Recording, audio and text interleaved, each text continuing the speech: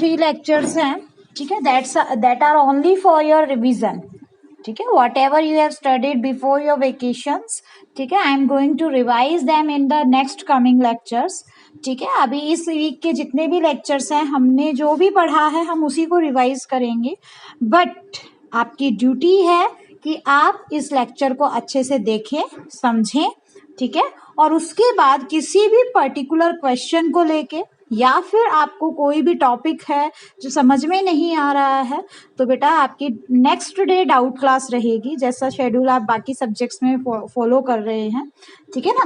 तो आपकी doubt class में आपने क्वेश्चन पूछने हैं, ठीक है। योर अटेंडेंस इज मैंडेटरी, आपकी अटेंडेंस जरूरी है और आपको सभी को डाउट क्लास लेना है, ठीक है। देखो, इससे आपकी कॉन्सेप्चुअल क्लियरिटी बनी रहेगी, ठीक है, फॉर अ पर्टिकुलर टॉपिक। और देखो, अभी तक हमारा फर्स्ट चैप्टर भी कंप्लीट नहीं हुआ है बेटा, अभी भी एक पार्ट इसका बचा हुआ है, ठीक है ना। तो देखो, लेकिन जो भी आप कर रहे हो, अगर उसे अच्छे से कर लेते हो तो आपको बोर्ड एग्जाम्स में प्रॉब्लम नहीं होगी। क्लियर, ठीक है। तो देखो, स्टार्ट करते हैं बेटा। आज का जो लेक्चर है रिवीजन लेक्चर है, जिसमें आई am going to share you some notes regarding your life process में जो आपका टॉपिक है न्यूट्रिशन, ओके। हम वहां से स्टार्ट करेंगे बेटा। आपका पीरियोडिक टेस्ट एमसीक्यू बेस्ड होगा, तो कुछ उसी तरीके का हम स्टार्ट करेंगे, ठीक है। थ्योरेटिकल पेपर नहीं है, इसलिए आपको भी जो प्रिपेयर करना है वो एमसीक्यू बेस्ड क्वेश्चंस जिस हिसाब से हैं वो प्रिपेयर करने हैं। मैंने आपको होमवर्क में भी असाइनमेंट जो दिया था वहां पे आपको एमसीक्यू क्वेश्चंस दिए थे, ठीक है ना। तो आपने maximum MCQ based question solve करने हैं, ठीक है, in order to prepare yourself for the coming exam, okay. So let's begin with nutrition.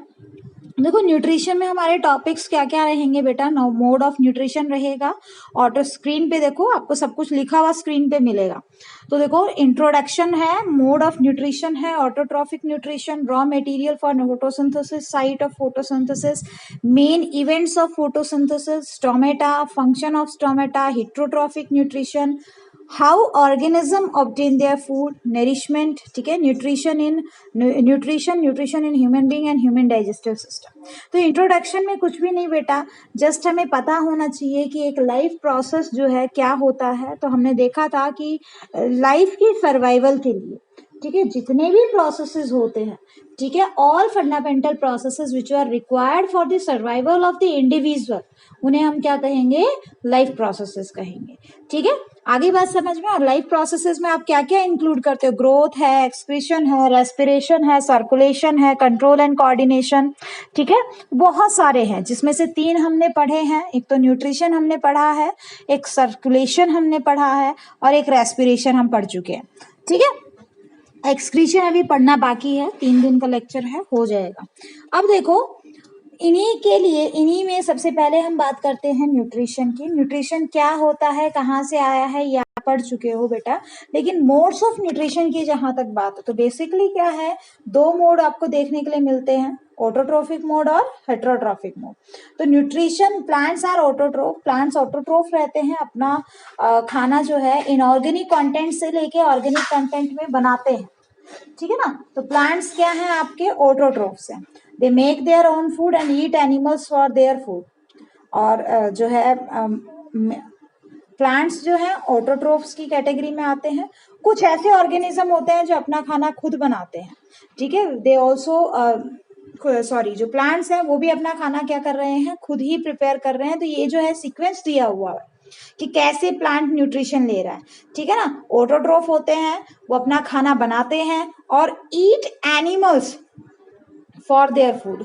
कुछ ऐसे प्लांट्स भी आपको देखने के लिए मिलेंगे जो वो एनिमल्स को खाते हैं, जैसे कि इंसेक्टिवोरस प्लांट, ठीक है। और इंसेक्टिवोरस प्लांट बेसिकली जैसे आपका ब्लैडरवॉर्ट प्लांट है, ठीक है ना। आगे बात समझ में। तो ये कुछ ऐसे प्लांट है जो अपनी नाइट्रोजन की डेफिशिएंसी को फुलफिल करने के लिए इंसेक्ट को खाते हैं, समझ में आया, ठीक है। ऐसे ही next, nutrition in animal. Animals क्या होते हैं, हिट्रोट्रोफ्स होते हैं, and they depend on plants और अदर ऑर्गेनिजम्स, ठीक है, फॉर देयर फूड। क्लियर? ठीक है, इसके बाद देखो बेटा ऑटोट्रोफिक न्यूट्रिशन को डिटेल से पढ़ते हैं। ऐसा न्यूट्रिशन जिसमें इनऑर्गेनिक मटेरियल जैसे कि आपका कार्बन डाइऑक्साइड है, वाटर है, ठीक है, they are utilized to prepare the organic food by the process of photosynthesis. Clear? ठीक है, जो ऑटोट्रोफिक न्यूट्रिशन है उसमें ऑर्गेनिज्म इनऑर्गेनिक सब्सटेंस ले रहा है। इनऑर्गेनिक में कार्बन डाइऑक्साइड लेता है, वाटर लेता है, ठीक है, और सनलाइट और क्लोरोफिल की प्रेजेंस में ऑर्गेनिक फूड बना रहा है। ऑर्गेनिक फूड में बेसिकली क्या बनाता है? ग्लूकोज बनाता है, और एक और यहाँ पे गैस जो है रिलीज होती है, दैट इज योर ऑक्सीजन। ठीक है, तो इस तरीके से आपको याद करना है। और नेक्स्ट देखो बेटा, एग्जाम्पल क्या लिखोगे? ऑटोट्रोफिक न्यूट्रिशन कौन शो करता है? बेसिकली आपके प्लांट्स, तो green plants are example of autotrophs. आगे बात समझ में? ठीक है, ऐसे ऑर्गेनिज्म जो autotrophic mode of nutrition show करते हैं उन्हें ऑटोट्रोप्स कहा जाएगा। ठीक है, और जो फूड वो बना रहे हैं उस फूड को हम क्या बोलते हैं? Carbohydrate. Autotrophs use simple inorganic material and convert it into complex high energy molecules जिनको कार्बोहाइड्रेट्स कहा जाएगा। ठीक है, आगे बात समझ में? अब देखो ये रिएक्शन आपको दिखाई दे रही है, this is equation for photosynthesis. आपको इसी तरीके से जब भी फोटोसिंथेसिस आता है you have to write in the same way. Okay, 6 CO2 molecules react with 12 water molecule, ठीक है, in presence of sunlight and chlorophyll they form glucose and oxygen plus some amount of water. Clear? ठीक है, तो इस equation को देख के आप बता सकते हो कि रॉ मटेरियल फोटोसिंथेसिस के लिए क्या क्या है। क्या क्या रॉ मटेरियल है बेटा? It is inorganic material. Sunlight क्या है? इनऑर्गेनिक मटेरियल में आएगा। क्लोरोफिल, ठीक है, सनलाइट एब्जॉर्ब बाय क्लोरोफिल का मेन काम क्या होता है? To absorb sunlight. अच्छा, मैंने आपको थोड़ा सा डीपली करवाया था बेटा कि क्लोरोप्लास्ट में क्लोरोफिल आपको कहाँ मिलेगा? ग्रेना में। ठीक है, तो लाइट रिएक्शन ऑफ फोटोसिंथेसिस कहाँ होती है? ग्रेना में। और डार्क रिएक्शन मैंने बताई थी स्ट्रोमा के अंदर होती है। ओके, सो नेक्स्ट देखो बेटा, CO2 enters through stomata and oxygen released as by product through stomata on leaf. Gaseous exchange के लिए क्या मिलेंगे प्लांट्स में? स्टोमेटा मिलेंगे। ठीक है, वाटर, वाटर कहाँ से आएगा? Water plus dissolve minerals like nitrogen, phosphorus etcetera taken up by roots of the soil. ठीक है ना, तो these are certain raw materials for photosynthesis. Question आपका एनसीईआरटी में भी दिया हुआ है कि what are raw materials for photosynthesis, तो आप वहां पे एज इट इज ये वाला आंसर लिख सकते हो। आप इसकी स्क्रीनशॉट लेके डायरेक्टली ये आंसर आप वहां पे लिख सकते हो।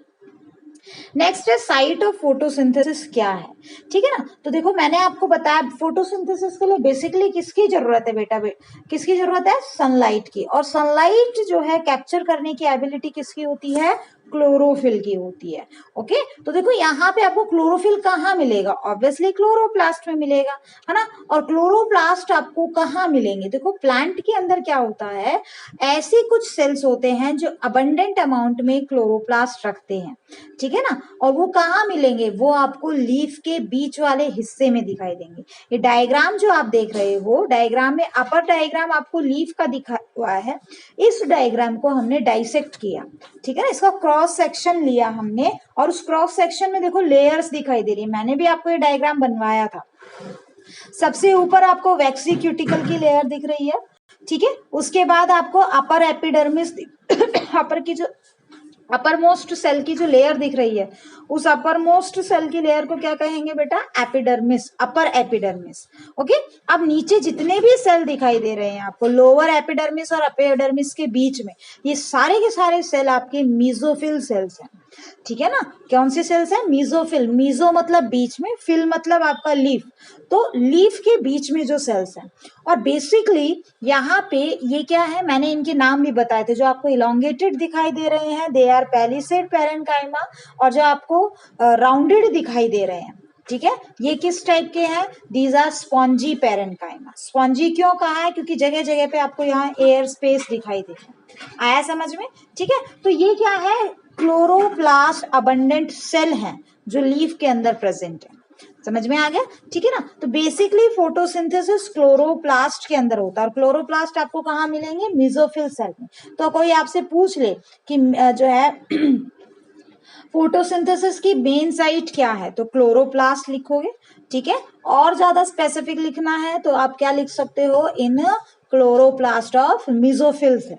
ओके। नेक्स्ट देखो क्या क्या इवेंट होते हैं फोटोसिंथेसिस के दौरान। तो देखो बेटा, फोटोसिंथेसिस में मैंने आपको 3 बेसिक स्टेप बताए थे। सबसे पहले क्लोरोफिल क्या करेगा, it will absorb the light energy by chlorophyll, sorry chlorophyll क्या करेगा, it will trap the solar light, absorb the solar light. Okay.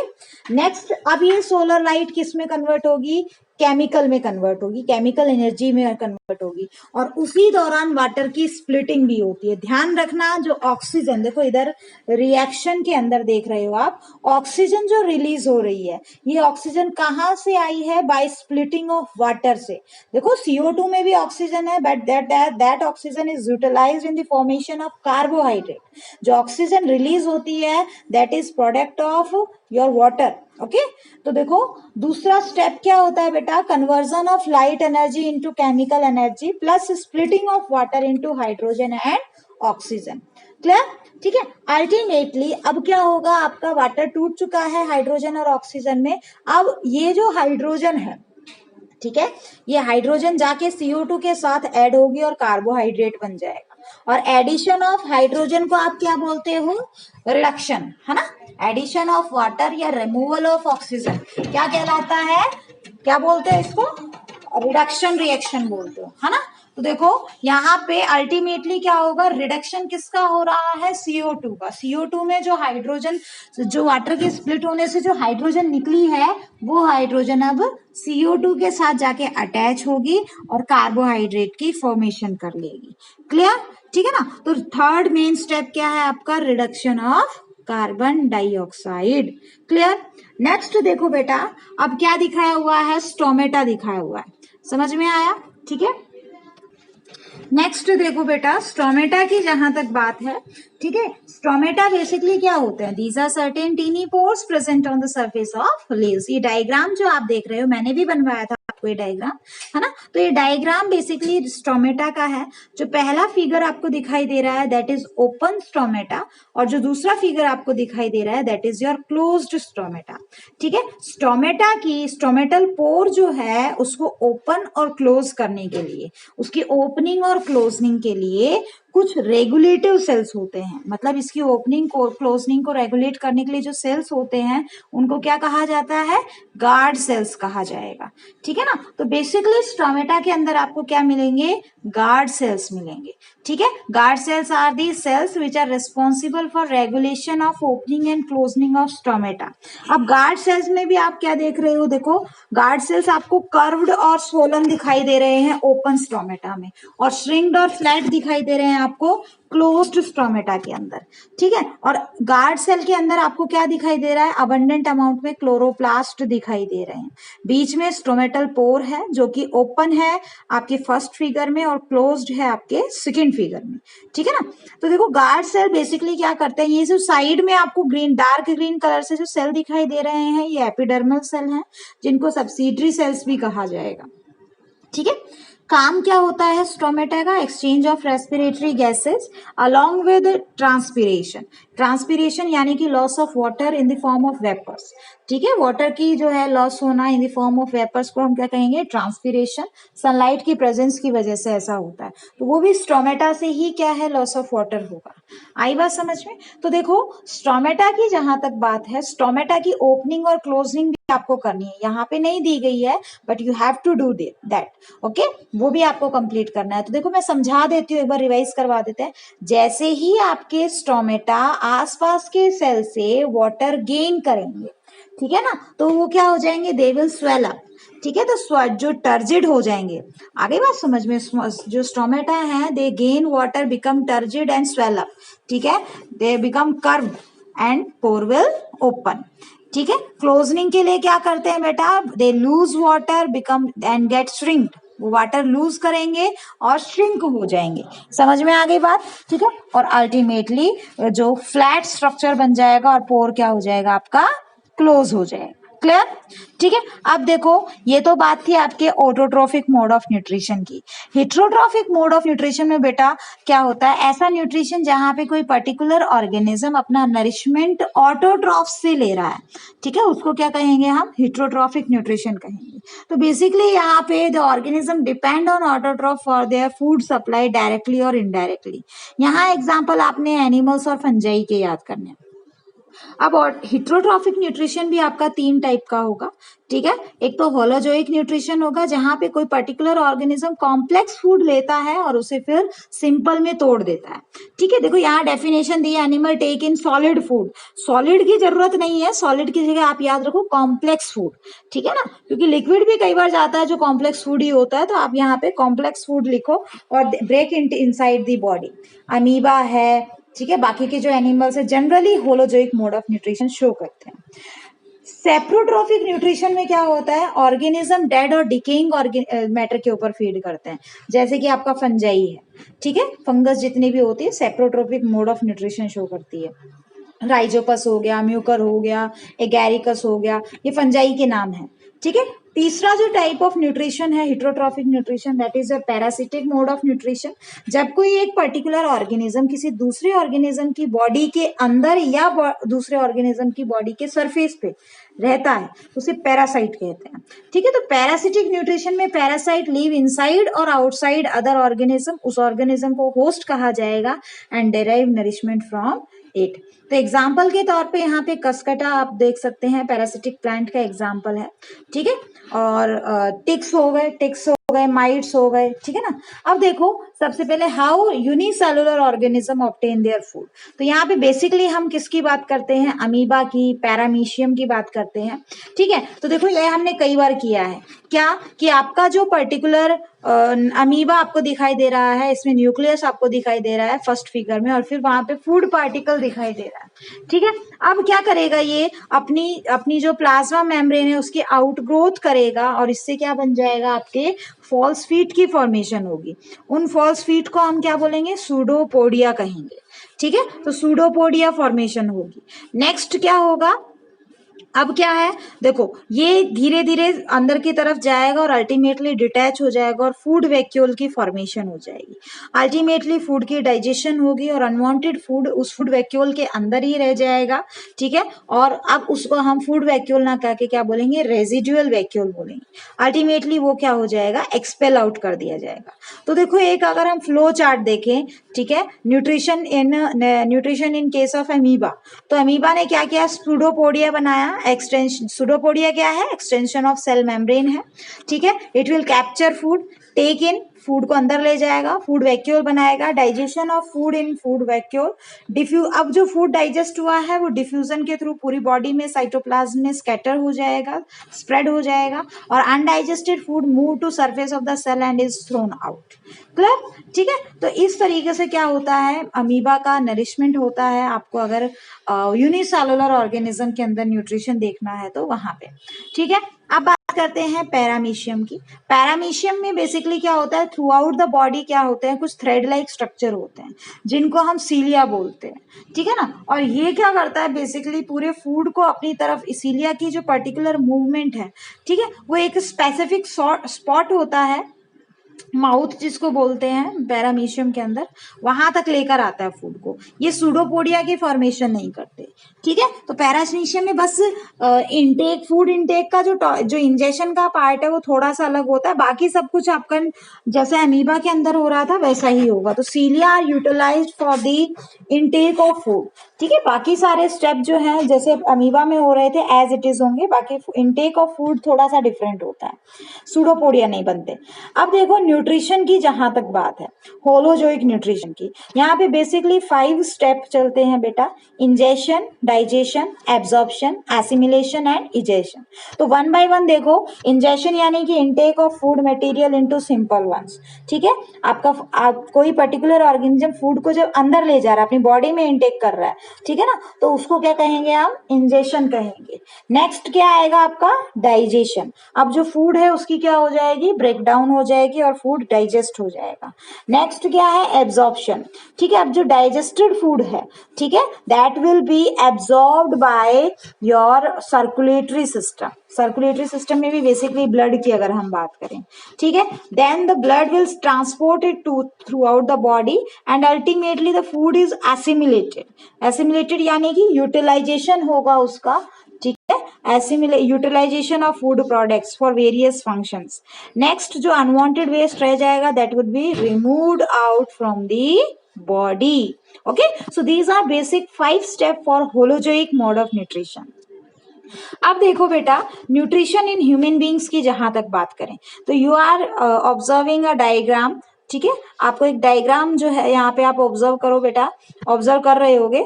ठीक है, तो इस डायग्राम में क्या दिखाया है आपको, देखो ये पूरा आपका एलिमेंट्री कैनाल दिखाया है.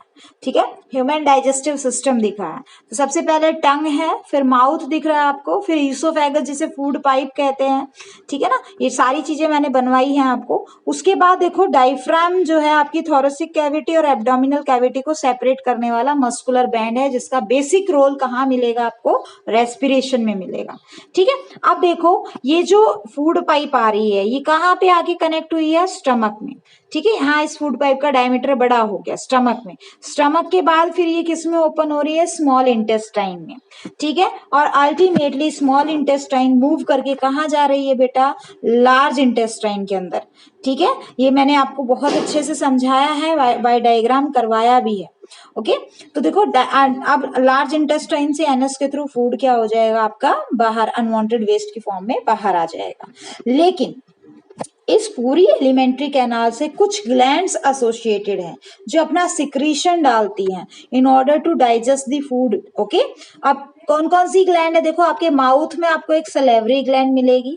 इसके अलावा आपको जो है लिवर मिलेगा. ठीक है, लिवर में आपको क्या दिखाई दे रहा है, एक पाउच लाइक स्ट्रक्चर भी दिखाई दे रहा है, और वो पाउच लाइक स्ट्रक्चर क्या है बेटा, गॉल ब्लैडर है. ठीक है, that will store the bile, bile juice को स्टोर करता है. और बाइल जूस प्रोड्यूस कौन करता है, लिवर. ये क्वेश्चन पूछा जाता है, बाइल जूस स्टोर कौन करता है और जो है इसकी फॉर्मेशन कौन करता है. आगे बात समझ में. ठीक है, इसके अलावा देखो बेटा, नेक्स्ट पेनक्रियाज आपको दिखाई दे रहा होगा स्टमक और लार्ज इंटेस्टाइन के बीच में. एक्चुअल में ये इसके सामने की तरफ हो रहा है, तो आपको जो थोड़ा सा बहुत ही ज्यादा कंजस्टेड सा डायग्राम दिख रहा है. मैंने बहुत ही क्लियर डायग्राम आपको बनवाया था, आप वहां से भी देख सकते हो. ठीक है, तो पेनक्रियाज अपनी सिक्रीशन स्मॉल इंटेस्टाइन में करता है. ठीक है, तो ये क्या है, कुछ एसोसिएटेड ग्लैंड्स आपको दिखाई दे रही हैं. तो देखो mouth is basically for intake of whole food. ठीक है, और माउथ में जो आपके टीथ होते हैं that are basically responsible for your chewing और ग्राइंडिंग ऑफ फूड. टंग का काम क्या होता है, rolling of food plus tasting of food plus swallowing, pushing down of the food, plus एक चीज और है जो बच गई, दैट इज योर स्पीकिंग. ठीक है, स्पीच के लिए भी आपके टंग का होना जरूरी है. बिना जीभ के आप नहीं बोल सकते हो. ठीक है ना, बिना टंग के आप नहीं बोल सकते. ठीक है, अब देखो सिलेवरी ग्लैंड क्या होती है, सिलेवरी ग्लैंड सलाइवा सिक्रीट करती है प्लस कुछ म्यूकस सिक्रीट करती है. अब ये सलाइवा क्या है, सलाइवा एक स्टिकी जेलेटिनियस सब्सटेंस होता है. ठीक है, जो बेसिकली आपके लंग्स को, आपके थ्रोट को, आपके माउथ म्यूकस के बारे में लिखा हुआ है यहाँ पे. सलाइवा क्या है, आपका एक स्टिकी सा सब्सटेंस है. स्टिकी तो नहीं बोलेंगे इसको, जस्ट आपका मॉइस्ट वाटरी सब्सटेंस होता है, जिसके अंदर आपको एक एंजाइम मिलेगी salivary amylase along with some amount of mucus. Mucus बताया गया है यहाँ पे कि एक स्टिकी जेलेटिनियस मटेरियल है जो नॉर्मली आपके लंग्स को लाइन अप करता है, आपके थ्रोट को लाइन अप करता है, माउथ के अंदर होगा. ठीक है, तो म्यूकस तो आपको कई जगह मिल जाएगा, आपके नोज में भी म्यूकस होता है. ठीक है, चिपचिपा सा और स्टिकी सा जेलेटिनियस मटेरियल. ठीक है ना, तो देखो बेसिकली सलेवरी ग्लैंड जो है सलाइवा सिक्रीट कर रही है, और उस सलाइवा में कौन सी एंजाइम है बेटा, सलेवरी अमाइलेज एंजाइम है. ठीक है, that is basically responsible for digestion of starch. तो starch is converted into glucose by saliva. ठीक है, और जो है सलेवरी अमाइलेज एंजाइम यहाँ पे मेन रोल प्ले करती है. अब फूड कहाँ आएगा आपका, ईसोफेगस में. ईसोफेगस में कौन सा मूवमेंट होगा बेटा, पेरिस्टाल्टिक मूवमेंट. क्या होता है peristaltic movement, rhythmic contraction and expansion of muscles of oesophagus to push the food towards the stomach. Okay, next देखो, अब स्टमक जो है, स्टमक से फूड गैस्ट्रिक ग्लैंड, स्टमक के अंदर क्या होती है, कुछ गैस्ट्रिक ग्लैंड होती है। गैस्ट्रिक वर्ड क्यों कहा है, क्योंकि ये स्टमक वाला पार्ट है जहाँ पे बेसिकली गैसियस पार्ट आपको मिलता है, ठीक है ना। तो गैस्ट्रिक पार्ट आपका जो गैस्ट्रो वर्ड है वो स्टमक के लिए होता है। जो स्टमक के डॉक्टर होता है ना, गैस्ट्रोलॉजिस्ट कहा जाता है, ठीक है ना। तो जो स्टमक है यहाँ पे, स्टमक के अंदर कुछ गैस्ट्रिक ग्लैंड होती है, उसकी उसकी जो इनर लाइनिंग है वहां पे, जो गैस्ट्रिक जूस सिक्रीट कर रही है। गैस्ट्रिक जूस में क्या मिलेगा बेटा आपको, पेप्सिन, हाइड्रोक्लोरिक एसिड और म्यूकस। पेप्सिन का काम क्या होता है, ये प्रोटीन की ब्रेकडाउन करता है। HCl का काम क्या होता है, एक तो एसिडिक मीडियम प्रोवाइड कर रहा है, प्लस पेप्सिन को एक्टिवेट करने के लिए भी एसिडिक मीडियम की जरूरत होती है। तो यहाँ पे सेकंड रोल यहाँ नहीं मेंशन किया है, बट आपको पता होना चाहिए, ठीक है। It will activate the pepsin, okay. Next, mucus का काम क्या होता है, it protect the inner lining of stomach from its own secretion of HCl। Clear, ठीक है। तो इन तीनों के फंक्शंस आपको अच्छे से आने चाहिए। अब स्मॉल अब फूड कहाँ पहुंच गया है, पार्शियली डाइजेस्ट हो गया है, उसमें प्रोटीन की डाइजेशन हुई है। देखो माउथ में क्या किसकी डाइजेशन हुई, थोड़े बहुत स्टार्च की, 30% स्टार्च डाइजेस्ट होगा, उसके अलावा कुछ डाइजेस्ट नहीं होगा। फिर फूड कहाँ आया, आपके स्टमक में आया। स्टमक में क्या डाइजेस्ट हुआ बेटा, थोड़ा सा प्रोटीन डाइजेस्ट हुआ, ज्यादा नहीं होगा, ठीक है ना। अब क्या है, वहां से फूड कहाँ जाएगा, स्मॉल इंटेस्टाइन। तो स्मॉल इंटेस्टाइन में बेसिकली क्या है, थ्री साइड से क्या आ रही है, आपकी डाइजेस्टिव जूसेस आ रहे हैं। एक तो कार्बोहाइड्रेट, यहाँ पे जो है जो डाइजेशन होगा स्मॉल इंटेस्टाइन के अंदर, कंप्लीट डाइजेशन होगा कार्बोहाइड्रेट का, प्रोटीन का, फैट्स का, ठीक है। तो वॉल ऑफ स्मॉल इंटेस्टाइन क्या सिक्रीट कर रही है, इंटेस्टाइनल एंजाइम सिक्रीट कर रही है, which will convert carbohydrate into glucose, fats in fat. Carbohydrate को किस में कन्वर्ट करेंगी, ग्लूकोज में। फैट को कंप्लीटली किस में डाइजेस्ट करेंगे, फैटी एसिड में, और फैटी एसिड और ग्लिसरॉल में, और प्रोटीन को अमीनो एसिड में। ये आपको पता होना चाहिए कि किस चीज की कंप्लीट डाइजेशन से क्या बनता है। कार्बोहाइड्रेट की कंप्लीट डाइजेशन से ग्लूकोज बनेगा, शुगर भी लिख सकते हो आप। फैट्स की डाइजेशन से फैटी एसिड और ग्लिसरॉल बनेगा, और प्रोटीन की डाइजेशन से अमीनो एसिड मिलेगा। लेकिन यहाँ पे देखो इन्होंने कंप्लीट नहीं दिया है बेटा, इस साइट पे कंप्लीट नहीं है, ठीक है ना। थोड़ा बहुत मैं बता देती हूँ अब एक्स्ट्रा जो आपको करवाया है। देखो स्मॉल इंटेस्टाइन में बाइल जूस की सिक्रीशन हो रही है, ठीक है। बाइल जूस कहाँ से सिक्रीट हो रहा है, लिवर से, and it is stored in the gall bladder, ठीक है। कहाँ स्टोर होगा, गॉल ब्लैडर में। काम क्या होता है बाइल जूस का, दो बेसिक फंक्शन होता है। It provide alkaline medium for the activation of intestinal enzyme, ठीक है। पैनक्रिएटिक और इंटेस्टाइनल एंजाइम को एक्टिवेट करने के लिए क्या करता है, आपका बेसिक मीडियम यानी अल्कलाइन मीडियम प्रोवाइड कर रहा है, ठीक है। दूसरा क्या काम है, इमल्सिफिकेशन ऑफ फैट। ध्यान रखना ये क्वेश्चंस पूछे जाते हैं। इमल्सिफिकेशन ऑफ फैट का मतलब क्या होता है, conversion of large fat molecules into small droplets, ठीक है, फॉर इजी डाइजेशन। जब तक फैट इमल्सिफाई नहीं होगा, जब तक क्या नहीं होगा, वो इमल्सिफाई नहीं होगा, तब तक उसका कोई भी डाइजेशन नहीं होगा। डाइजेशन के लिए पहले फैट के मॉलिक्यूल्स का छोटे छोटे ड्रॉपलेट्स में, छोटे छोटे ग्लोब्यूल्स में टूटना जरूरी है, ठीक है ना। आगे बात समझ में। तो इमल्सिफिकेशन ऑफ फैट कौन करता है, बाइल जूस करेगा, क्लियर, ठीक है। तो देखो ये तो बात हो गई सिक्रीशन फ्रॉम लिवर। इसके अलावा इसमें कुछ सोडियम सॉल्ट्स होते हैं, ठीक है, कुछ पिगमेंट होते हैं, बिलिरुबिन, बिलिवर्डिन वगैरह कुछ पिगमेंट्स भी होते हैं, जो बेसिकली जो है आपका जो है येलोइश ग्रीनिश सब्सटेंस की फॉर्म में होते हैं, ठीक है, हीमोग्लोबिन के डिग्रेडेशन से बनते हैं, ठीक है ना। तो वो भी यहाँ पे प्रेजेंट होते हैं। कुछ सॉल्ट्स भी अवेलेबल होते हैं जिनका अपना एक रोल होता है, बट आपने दो ही रोल याद रखने हैं, provide alkaline medium for activation of intestinal pancreatic enzyme, और दूसरा आपको याद रखना है it perform emulsification of fat, okay. Next तीसरा सिक्रीशन कहाँ आएगा, खुद इंटेस्टाइन की वॉल क्या सिक्रेट कर रही है, इंटेस्टाइनल जूस, और पेनक्रियाज भी पेनक्रिएटिक जूस सिक्रेट कर रहा है। तो पेनक्रिएटिक जूस बेसिकली क्या सिक्रेट कर रहा है, एक एंजाइम होती है ट्रिप्सिन, जो प्रोटीन की डाइजेशन करती है, पार्शियल डाइजेशन, ठीक है। बाकी इसके अलावा आपको और भी बहुत सारी एंजाइम मिलेंगी, बट आपने कौन सी याद रखनी है, ट्रिप्सिन। इसके अलावा कार्बोहाइड्रेजेस मिलेंगी, ठीक है। इसके अलावा जो आपको कार्बोहाइड्रेट को डाइजेस्ट करेंगी, आपके कार्बोहाइड्रेट को। इसके अलावा कुछ लाइपेज, पैनक्रिएटिक लाइपेज मैंने लिखवाया हुआ है। तो ये कुछ एंजाइम्स हैं जो बेसिकली आपकी पेनक्रियाज सिक्रीट कर रही है।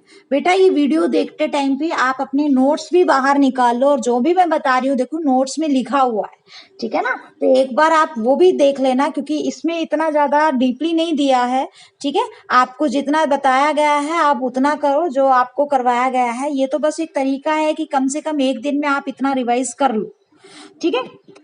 अब पॉसिबल नहीं है मेरे लिए कि मैं आपको इतना डीप से दोबारा से पढ़ाऊं, क्योंकि उसमें फिर दोबारा से उतना ही टाइम लग जाएगा।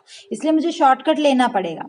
शॉर्टकट इन द सेंस आपको मेन मेन चीजें बतानी है, ठीक है ना। इसलिए बट आपको पूरा डिटेल से तैयारी करनी है। तो देखो अब क्या है, इंटेस्टाइनल जूस, स्मॉल इंटेस्टाइन की वॉल से क्या होगा, आपका सारा का सारा जो भी जो सिक्रीशन हो रहा है वो फूड को कंप्लीट डाइजेस्ट कर देगा, ठीक है। अल्टीमेटली फूड डाइजेस्ट हो गया। अब क्या है, इसकी एब्जॉर्प्शन स्मॉल इंटेस्टाइन में ही स्टार्ट हो जाएगी। तो कोई आपसे पूछे कि डाइजेशन कहाँ स्टार्ट हुआ, तो आपके बक्कल कैविटी में। कहाँ कंप्लीट हुआ, आपके स्मॉल इंटेस्टाइन में। क्लियर, ठीक है। अब जो स्मॉल इंटेस्टाइन है, ठीक है, यहीं पे इसका एब्जॉर्प्शन, यहीं पे फूड का कंप्लीट डाइजेशन होने के बाद एब्जॉर्प्शन स्टार्ट हो जाता है। एब्जॉर्प्शन के लिए अब एब्जॉर्प्शन मैक्सिमम हो, इसके लिए क्या होता है, कुछ फिंगर लाइक प्रोजेक्शन होते हैं in the inner lining of your small intestine, ठीक है, to increase the surface area for maximum absorption, ठीक है। उनको हम माइक्रोविलाई कहेंगे। आगे बात समझ में। अब अल्टीमेटली अच्छा यहाँ पे देखो लास्ट में दिया हुआ भी है, the food is it has villi, ठीक है, which help in absorption of food into blood. It receives the secretion of liver and pancreas also. The food is acidic and which is made alkaline for pancreatic enzyme to act. ठीक है, जो मैंने बताया था वही बात लिखी हुई है। पैनक्रिएटिक जूस सिक्रीट कौन कर रहा है, पेनक्रियाज, जिसमें क्या है, ट्रिप्सिन नाम के एंजाइम है प्रोटीन को डाइजेस्ट करने के लिए, और लाइपेज नाम के एंजाइम है किसके लिए, ब्रेकडाउन ऑफ इमल्सिफाइड फैट। और फैट को इमल्सिफाई किसने किया, बाइल जूस ने, ठीक है। Fat are present in the intestine in the form of large globules which makes it difficult for enzyme to act on them. Bile salt, देखो अभी बताया ना, bile salt break down into smaller globules which increases the efficiency of enzyme action. Ultimately food आपका large intestine में आ जाएगा और वहां पे मैक्सिमम एब्जॉर्प्शन ऑफ वाटर होगा। समझ में आया, ठीक है। तो अल्टीमेटली जो है वाटर की absorption, maximum absorption large intestine में होगी, और जो अनवांटेड वेस्ट है that is will be removed out through your anus. Clear, ठीक है। अब यहाँ पे एक जो है टीथ वाला पार्ट आपका बच गया है, वो आप खुद से रिवाइज कर सकते हो, उसमें कुछ खास ज्यादा नहीं है, ठीक है ना। तो वो आप खुद से रिवाइज कर लेना। मेरी तरफ से न्यूट्रिशन वाला पार्ट, जो फर्स्ट पार्ट जो था वो कंप्लीट रिवाइज हो गया है बेटा। फिर भी कोई प्रॉब्लम आ रही है आपको तो कल we will discuss it in our doubt class. Okay, that's all for today's lecture. Thank you.